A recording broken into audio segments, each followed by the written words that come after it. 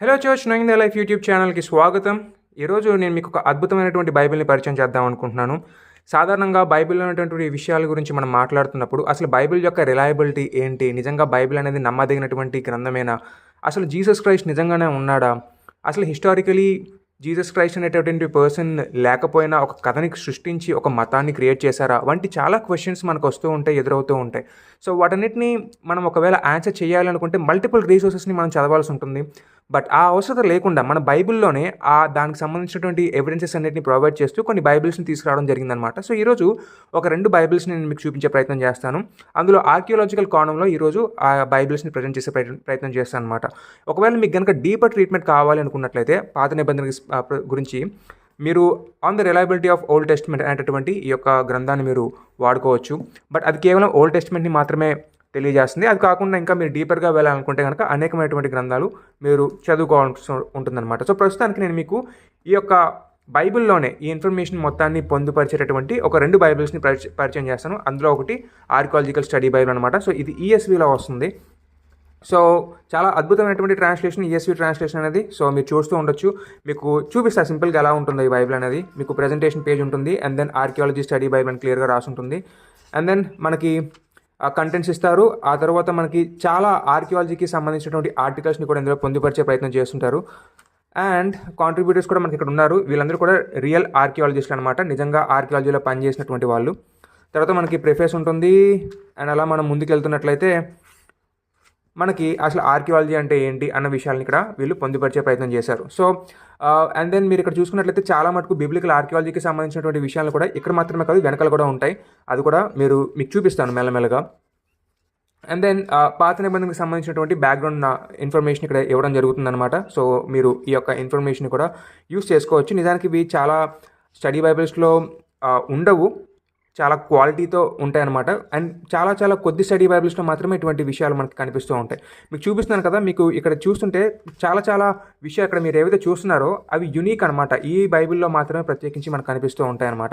And then మనం జెనసిస్లోకి వెళ్ళిపోతాం. ఇందులో మనకి థీమ్స్, ఆథర్షిప్, కాంట్రిబ్యూటర్స్ ఫ్రమ్ ఆర్కియాలజీకి సంబంధించి, కాంట్రిబ్యూషన్స్ ఫ్రమ్ ఆర్కియాలజీకి సంబంధించి ఇక్కడ కొంచెం విషయాలు అనేవి మనకి ఇక్కడ రాయబడ్డాయి అనమాట. సో ఈ యొక్క గ్రంథానికి సంబంధించి ఆర్కియాలజికల్గా ఏదైతే ఇన్ఫర్మేషన్ ఉందో ఆ ఇన్ఫర్మేషన్కి సంబంధించిన విషయాలు ఇక్కడ వాళ్ళు ఇవ్వడం జరిగిందనమాట. సో ఇందులో మీరు చూసినట్లయితే థియలాజికల్గా మనకేం ఉండదు. మామూలు స్టడీ బైబిల్స్లో అయితే ఎవరు రాశారు, ఎప్పుడు రాశారు, ఎందుకు రాశారు, దాని సెట్టింగ్ ఏంటి, ఇక థియలాజికల్ అది మనకి ఎలా హెల్ప్ చేస్తుంది అనేటటువంటి విషయాలన్నీ ఉంటాయి. కానీ ఈ బైబిల్లో మాత్రం అటువంటివి ఏమి ఉండవు. బికాస్ ఈ బైబిల్ అనేది ఈఎస్వీ స్టడీ బైబిల్ అని ఇంతకుముందు మనం రివ్యూ చేసినటువంటి బైబిల్తో పాటు ఉపయోగించడానికి రాయబడ్డటువంటి గ్రంథం అనమాట.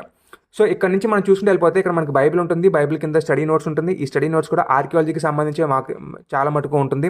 ఆ తర్వాత కొన్ని ఆర్టికల్స్ అనేవి ఇక్కడ రాయబడడం జరుగుతుంది అనమాట. ఫర్ ఎగ్జాంపుల్ క్రియేషన్ అకౌంట్ మనకు కనిపిస్తుంది కదా, అసలు ఆ చుట్టుపక్కల పరిస్థితుల్లో క్రియేషన్ అకౌంట్స్ అనేవి ఎలా ఉండేవి అన్న విషయాలకు సంబంధించిన ఆర్టికల్ అనేవి ఇక్కడ ఇవ్వడం జరిగిందనమాట. అండ్ దెన్ మధ్యలో మనకి మ్యాప్స్ కూడా ఉంటాయి. అండ్ దెన్ మనకి క్రాస్ రెఫరెన్సెస్ అన్ని కూడా కింద ఉంటాయి అనమాట. సో ఇలా ఈ యొక్క బైబిల్ అనేది కంప్లీట్లీ తయారు చేయబడుతూ ఉంది, మీకు చూస్తూ ఉండొచ్చు. సో మీకు కొన్ని విషయాలు ఇందులో మీకు చూపించే ప్రయత్నం చేస్తాను అనమాట. మనకి ప్రకటన గ్రంథం అయిపోయిన తర్వాత కొన్ని ఆర్టికల్స్ ఇక్కడ ఉంటాయన్నమాట. ఆర్టికల్స్ని కూడా మీకు చూపించే ప్రయత్నం చేస్తాను. సో మేజర్ ఆర్గ్యుమెంట్ ఏంటంటే మనకి చాలా మటుకు చాలా విషయాలు ఏవైతే బైబిల్లో జరిగాయో వాటికి సంబంధించి మనం ఎవిడెన్సెస్ని ఫైండ్ అవుట్ చేయలేం. ఎందుకంటే అవన్నీ కూడా చిన్నగా ఉండొచ్చు అనమాట. కాలక్రమంలో అవి భూగర్భంలో కలిసిపోతూ ఉండొచ్చు. వాటిని తిరిగి ఎక్స్ట్రాక్ట్ చేయడం అనేది సాధ్యమయ్యేటటువంటి పని కాకపోవచ్చు. అండ్ చాలాసార్లు ఏమవుతుందంటే కొన్ని సైట్స్కి సంబంధించి విషయాల గురించి మాట్లాడుతున్నప్పుడు ఒక్క రకమైనటువంటి హైపోథసిస్ని తీసుకొచ్చే ప్రయత్నం జరుగుతుంటుంది. బికాస్ ఆ క్లారిటీ అనేది ఉండదు అనమాట. అంత డేటా పాయింట్స్ అనేవి మన దగ్గర ఉండకపోవడాన్ని బట్టి కొంచెం మనకి ఏంటంటే అంబిగ్యూటీ అనేది కొన్ని సైట్స్ విషయంలో ఉంటుందన్నమాట. సో దానికి సంబంధించినటువంటి విషయాలని కూడా ఇక్కడ వీళ్ళు కొన్ని ఆర్టికల్స్ రూపంలో ప్రజెంట్ చేసే ప్రయత్నం చేశారు. సో ఆర్కియాలజీ ద్వారా ప్రతి విషయం మనకు తెలుస్తుందా అంటే తెలియదు. కానీ ఆర్కియాలజీని ఒక టూల్గా ఉపయోగించుకుంటూ మన బైబిల్ని ప్రీచ్ చేయడానికి మనకు అవకాశం ఉంటుంది. బికాస్ ఆర్కియాలజీ అనేది ఏం చేస్తుందంటే అప్పుడున్నటువంటి పరిస్థితుల మీద మనకి ఎక్కువ వెలుగుని దాని మీద చొప్పించడం తోటి ఎక్కువ విషయాలు మనకి తెలియజేయడంతో అప్పటి పరిస్థితులు ఇంకా అర్థం చేసుకొని బైబిల్ని ఇంకా ఎక్కువగా అర్థం చేసుకోవడానికి ఒక అవకాశాన్ని ఈ యొక్క ఆర్కియాలజీ మనకు కనిపిస్తుంది అనమాట. సో మీరు చూడొచ్చు. సో చాలామంది ఏమంటారంటే ఇప్పుడు ఫర్ ఎగ్జాంపుల్ జెరూసలేం గురించి అలాగే ఇతరత్ర ప్రాంతాలు ఉన్నాయి అని మనం చూపిస్తాం కదా. అలా చూపిస్తే అవునండి న్యూయార్క్ కూడా ఉందండి కాబట్టి స్పైడర్ మ్యాన్ ఉన్నాడని మనం నమ్మం కదా అని అంటుంటారు అనమాట. సో ఇలాంటి ఆర్గ్యుమెంట్స్ కొన్ని చేస్తూ ఉంటారు, విచ్ ఈజ్ యాక్చువల్లీ ట్రూ. అలా ఉన్నది కదా అని చెప్పేసి మనం నమ్మడానికి వీల్లేదు. కాకపోతే అప్పుడున్నటువంటి పరిస్థితులకి ఈ యొక్క బైబిల్ అనేది ఎంత క్లియర్‌గా అద్దం పట్టేలాగా తెలియజేసింది అనేటటువంటి విషయాలు మాత్రం తెలుసుకోవడంలో ఈ యొక్క ఆర్కియాలజీ అనేది మనకు హెల్ప్ చేస్తుంది. కొన్ని ఎగ్జాంపుల్స్‌ని మీకు చూపిస్తాను. For example code of Hammurabi అని చెప్పేసి ఉంది. అది 118వ పేజ్‌లో చూడమని చెప్తున్నారు కాబట్టి 118వ పేజ్‌కి వెళ్దాం. సో చాలా మటుకు ఏం చేస్తారని అంటేనండి, ఇక్కడ మోషే రాసినటువంటి ధర్మశాస్త్రం ఏదైతే ఉందో అందులో అదంతా కూడా ఇంతకు ముందు ఉన్నటువంటి కోడ్స్ ఏవైతే ఉన్నాయో దానికి అనుగుణంగానే ఉన్నాయి. ఇన్ఫ్యాక్ట్ మోషే అవి కాపీ కొట్టి రాశాడు అని చెప్పి కొంతమంది చెప్తుంటారు. అలా కాదు, ఆ కోడ్ అనేది వేరు, బైబిల్లో ఉన్నటువంటి లా అనేది వేరు. అది ఎలా వేరుగా ఉందో ఇక్కడ వీళ్ళు చెప్పే ప్రయత్నం చేస్తున్నారు. సో అందుకు మనకి ఈ యొక్క ఇన్ఫర్మేషన్ అనేది చాలా ఉపయోగకరంగా ఉంటుందండి. ఆ తర్వాత మళ్ళీ ఇంకొకటి మీకు చూపిద్దాం అనుకున్నది ఏంటంటే జూయిష్ వెడ్డింగ్ కస్టమ్స్ అనమాట. 1409లో ఉంది అని చెప్పేసి అంటున్నారు. సో అదే చేద్దాం. సో మనకి చాలామంది అంటుంటారనమాట, ఏమని అంటుంటారంటే పెళ్ళికి సంబంధించి కొంతమంది తాళి కడతారు, కొంతమంది తాళి కట్టరు. సో బైబిల్ ప్రకారంగా ఏం చేయాలి అని అంటారు. సో అలాగా ఏం ఉండదండి. బైబిల్ ప్రకారంగా ఏం చేయాలన్న దాని విషయం మీద మనకి అటువంటి ఇన్ఫర్మేషన్ ఏమీ లేదు. అప్పుడు వాళ్ళకు ఉండేటటువంటి కల్చర్ని బట్టి వాళ్ళు వెళ్ళిపోయారనమాట. సో ఇక్కడైతే జూయిష్ కాంటెక్స్ట్లో ఫస్ట్ సెంచరీలో 3 స్టేజెస్లో పెళ్లి చేసుకునేవారు అనమాట. ఫస్ట్ ప్రదానం చేసేవారు, ఎంగేజ్మెంట్ అనుకోండి మీరు ఒక రకంగా చెప్పాలంటే, కాన్సిక్రేషన్ అంటారనమాట. తర్వాత కొంచెం మ్యారేజ్ సర్టిఫికేట్ కోసం ప్రిపేర్ అవ్వడం, తర్వాత డైరెక్ట్గా మ్యారేజ్ అవ్వడం. మ్యారేజ్ అయిన తర్వాత ఒక 7 రోజులు దాన్ని సెలబ్రేట్ చేసుకోవడం లాగా చేశారనమాట. సో అప్పుడు పరిస్థితి లాగా ఉండేవి అన్న విషయాన్ని ఇక్కడ మనం చూస్తే అర్థం చేసుకోవచ్చు అనమాట. తర్వాత పూల్ ఆఫ్ బెత్సైదా 1553 అని చెప్పేసి అన్నారు. సో అక్కడికి వెళ్ళి మీకు చూపిస్తాను. సో ఇక్కడ చూస్తే ఆ పూల్ ఆఫ్ బెతెస్తా కోనేరు గురించి ఆల్రెడీ కొంచెం ఎక్స్కవేషన్ చేయడం జరిగిందనమాట. అలా ఎక్స్కవేషన్ చేసిన తర్వాత అక్కడ ఎలాగుందన్న విషయాల గురించి ఇక్కడ ఒక నోట్ని ఇచ్చే ప్రయత్నం చేశారు. తర్వాత sacrifices in the ancient nearest. So 149 పేజీకి వెళ్ళమని చెప్పారు. సో ఇందాక నేను చెప్పినట్టుగానే వాళ్ళు ఏం చెప్తారంటే చాలామంది, అరే ఇంతకుముందు ఆల్రెడీ వేరే కల్చర్స్లో ఉన్నవే కదా మోషే రాశాడు, కాపీ కొట్టాడులే అని అంటారనమాట. అలా కాదు అని చెప్పడానికి ఇక్కడ ఇదొక ఉదాహరణ అనమాట. సో యానిమల్ సాక్రిఫైసెస్లో కొన్ని సేమ్గా ఉన్నప్పటికీ చాలా మటుకు డిఫరెంట్గా ఉంటాయి. దాని యొక్క మోటివ్స్ డిఫరెంట్గా ఉంటాయి. ఎలాగుంటాయి అన్న విషయాలు మనకు అర్థం చేసుకోవాలంటే ఇలాగా మనం ఇది చదవాల్సి ఉంటుందన్నమాట. సో ఇది ఈ స్టడీ బైబిల్కి సంబంధించినటువంటి విషయాలు. అండ్ ఇంకొక స్టడీ బైబిల్ కూడా మీకు ప్రజెంట్ చేసే ప్రయత్నం చేస్తాను. ఇది ఆర్కియాలజీ స్టడీ బైబిల్ అండి. ఇది ఆర్కియాలజికల్ స్టడీ బైబిల్. ఇది NIVలో వస్తుంది. సో ఇందాక నేను చూపించింది ESVలో ఉంటుందన్నమాట. ఇది మాత్రం మనకి NIVలో ఉంటుంది. ఇది ఇప్పుడు సెకండ్ హ్యాండ్స్లో మనకు దొరుకుతుంది. అండ్ ఫస్ట్ హ్యాండ్స్లో కూడా కొన్ని వాటిలో మనకు దొరుకుతాయి అనమాట. కొన్ని షాప్స్లో మనకు దొరుకుతాయి. మీరు ఆన్లైన్లో వెతికే ప్రయత్నం చేయండి.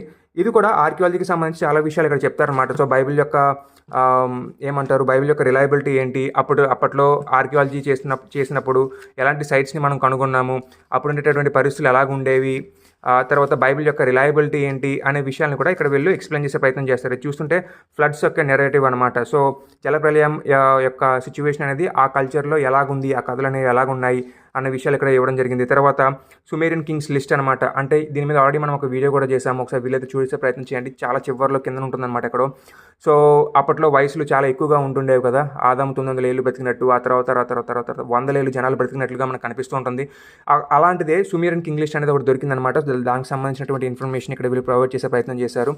ఆ తర్వాత ఇంకా అలా వెళ్తే మనకి అనేక విషయాలు ఇలాగా బైబిల్ యొక్క రిలయబిలిటీ ఏంటి అనే విషయాల మీద ఆర్టికల్స్ని రాయడం జరిగిందనమాట. మీకు ఒక ఎగ్జాంపుల్ని చూపిస్తాం. 369లో జడ్జెస్కి సంబంధించి ఒక ఇన్ఫర్మేషన్ ఉంటుంది, అంటే న్యాయాధిపతులకు సంబంధించినటువంటి ఒక ఇన్ఫర్మేషన్ ఉంటుంది. సో అది చూసే ప్రయత్నం చేద్దాం. 369వ పేజ్కి వెళ్దాం. మీరు చూస్తున్నారా, నేను ఎక్కడ ఓపెన్ చేసినా కానీ ఏదో ఒక పేజ్ మీకు దొరుకుతూనే ఉంటుంది. సో దీన్ని బట్టి మనం అర్థం చేసుకోవాల్సిన విషయం ఏంటంటే చాలా ఎక్స్ట్రా ఇన్ఫర్మేషన్ అనేది ఇక్కడ దొరుకుతుందన్నమాట మనకి. సో ఇందులో న్యాయాధిపతుల గ్రంథాన్ని గురించి స్టడీ చేస్తూ న్యాయాధిపతుల గ్రంథంలో ఉండేటటువంటి విషయాల్ని చూపిస్తూ ఇది మనం ఎలా నమ్మొచ్చు, సో దీని మీద ఏమైనా ఎక్స్కవేషన్స్ జరిగినాయా, సో ఇది చరిత్రకి ఎలా నిలబడుతుంది అనే విషయాల మీద ఒక ఆర్టికల్ని ఇక్కడ ప్రొవైడ్ చేసే ప్రయత్నం చేశారనమాట. సో ఇంకొకటి మీకు చూపిద్దాం అనుకుంటుంది ఏంటంటే ఇది 1115 ఐజియా స్క్రోల్ గురించి సంబంధించిందనమాట. అది కూడా చూపిస్తాను.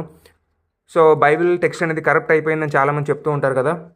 సో ఇది కూడా ఒకటి చూడండి. Reliability of the Bible of the last days of Jerusalem, దీనికి సంబంధించి కూడా మీరు చూసే ప్రయత్నం చేయొచ్చు.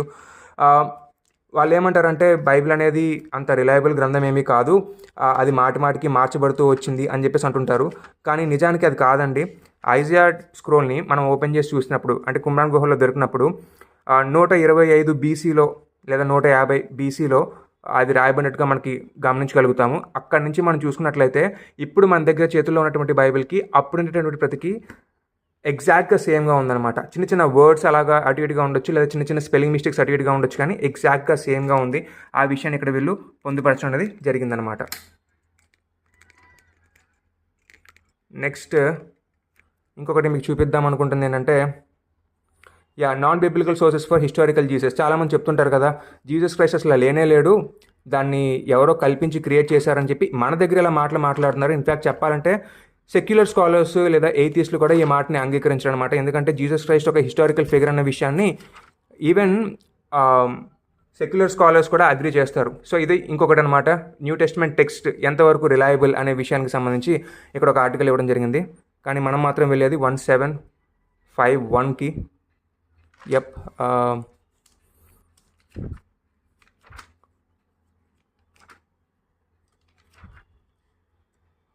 1751. ఎస్, ఇక్కడ చూస్తే బైబిల్లో కాకుండా బైబిల్కి బయట జీసస్ క్రైస్ట్కి సంబంధించినటువంటి విషయాలు ఏవైతే ఉన్నాయో దానికి సంబంధించినటువంటి ఎవిడెన్సెస్ కానీ దానికి సంబంధించినటువంటి రాతులు కానీ ఇక్కడ మెన్షన్ చేయడం మనం చూస్తూ ఉంటాం అనమాట. సో నేనేమంటానంటే, మీకు ఇటువంటి క్వశ్చన్స్ ఎదురైనప్పుడు మీరు ఎక్కడికెక్కడికో వెళ్ళిపోవాల్సిన అవసరం లేదు. మీ బైబిల్లోనే ఇవన్నీ పొందుపరుస్తూ మనకి ఆల్రెడీ కొన్ని బైబిల్స్ని తీసుకొచ్చారు. సో దాన్ని మనం తీసుకున్నట్లయితే మనం ఆబ్వియస్లీ ఎక్కడెక్కడికో పరిగెట్టాల్సిన అవసరం లేకుండా బైబిల్ చదువుతుండగానే మనం ఈ విషయాలన్నీ కూడా నేర్చుకునే అవకాశాలు ఉంటాయి. కాబట్టి ఇటువంటి బైబిల్ రీసోర్సెస్ని మీ చేతుల్లోకి మీరు అందిపుచ్చుకోండి. సో ఇది ఈఎస్వి వాళ్ళు క్రాస్వే వాళ్ళు పబ్లిష్ చేశారు ఆర్కియాలజీ స్టడీ బైబిల్ అనమాట. ఇది ఎన్ఐవి వాళ్ళు జాండవెన్ వాళ్ళు పబ్లిష్ చేశారు ఆర్కియాలజికల్ స్టడీ బైబిల్. ఈ రెండిట్లో ఏదన్నా కానీ మీరు యూజ్ చేసుకోవచ్చు. రెండు మీ దగ్గర ఉంటే కనుక ఇంకా అద్భుతంగా ఉంటుంది. Okay, have a great day, bye.